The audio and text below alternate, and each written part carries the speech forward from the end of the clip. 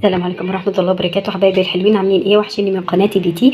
النهارده جيت اعمل معاكم اكله يعني شبه صعيديه كده، حلوه جميله. حاجه اسمها كعك محشي. كل سنه وانتم طيبين. دايما بنعملها هنا في الصعيد في شهر رمضان. يلا نبدا. بس قبل ما نبدا ما تنسوش تدعموني باللايك والشير وتفعلوا زر الجرس عشان يوصلكم كل جديد من قناتي بي تي. اول حاجه، اللهم صل على النبي، هنحتاج 4 بيضات او 5 بيضات. هنضربهم في الخلاط مع حته الفانيليا اللي هنحطها، حبه فانيليا نحطها عليها، ونص معلقه بيكنج باودر. وهنا هنحتاج للحشو جوز هند وفول مطحون سوداني، وهنحتاج زبيب، وهنحتاج سكر بودر.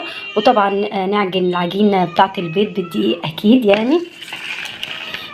وطبعا هنحط على لما نضرب البيض بالفانيليا معلقه ونص معلقه البيكنج باودر. هنحط معاهم رشه ملح صغيره كده. يلا بينا نبدا نعجن العجينه. اهو هنفضل نعجن. طبعا في انواع دقيق بتختلف من نوع لنوع، عشان كده مش هقول لكم مقدار معين، انتوا تفضلوا تعجنوا فيها لحد ما تبقى عجينه حلوه ومتماسكه. اهو نفضل نعجن فيها ونحط بحبه الدقيق لحد ما تلم مننا وتبقى عجينه متماسكه ينفع نقطعها كور. بعد ما لميت العجينه بتاعتي وقطعتها كده كور صغيره قد كره البنج، قد كره البنج.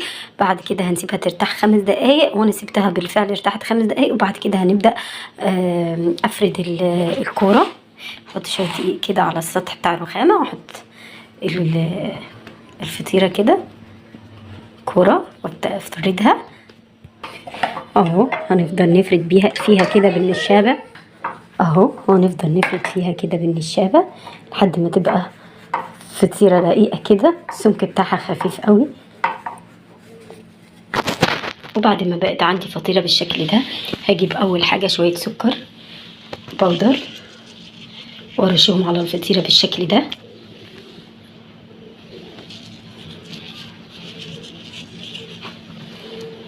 وبعد كده شويه جوز هند. طبعا الحشو على حسب ما متوافر عندك، ممكن لو ما عندكش جوز هند او زبيب او اي حاجه تستغني، بس اهم حاجه السكر هو اللي اساسي في الوصفه. ونحط شويه زبيب،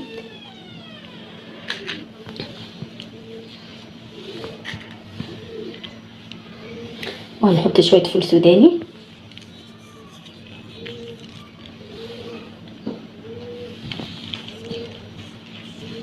بالشكل ده.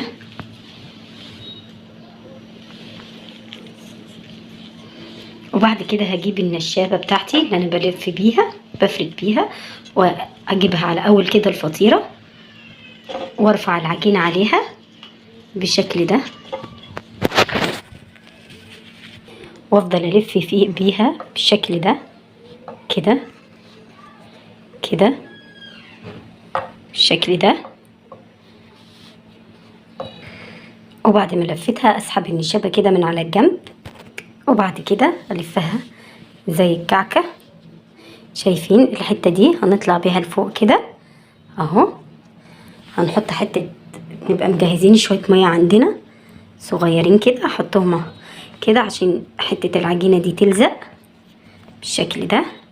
ونيجي برضو من على الاطراف، نيجي على اخر طرف كده في الكعكه، ونحط نقطتين ميه برضو نفس النظام. واجي الطرف التاني احطه على نقطتين الميه اللي احنا حطيناهم بالشكل ده اهو. كده بقت معايا الكعكه متكامله. وهنعمل كل الطريقه اللي احنا عملناها، فردناها وعملناها كعكه.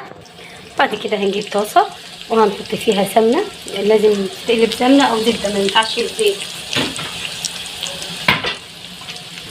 اهو. هنقليهم لحد ما يحمروا. بعد كده هننزلهم في الشربات بتاعنا اهو. بعد ما احمرت كده، بعد ما احمرت بالشكل ده، هاخدها وانزل بيها اهو. حطيتها في الشربات، لازم الاتنين يبقوا سخنين، الشربات والكعك. هاخد من على النار على الشربات على طول. وده هيبقى شكل نهائي بعد ما حطيناها في الشربات.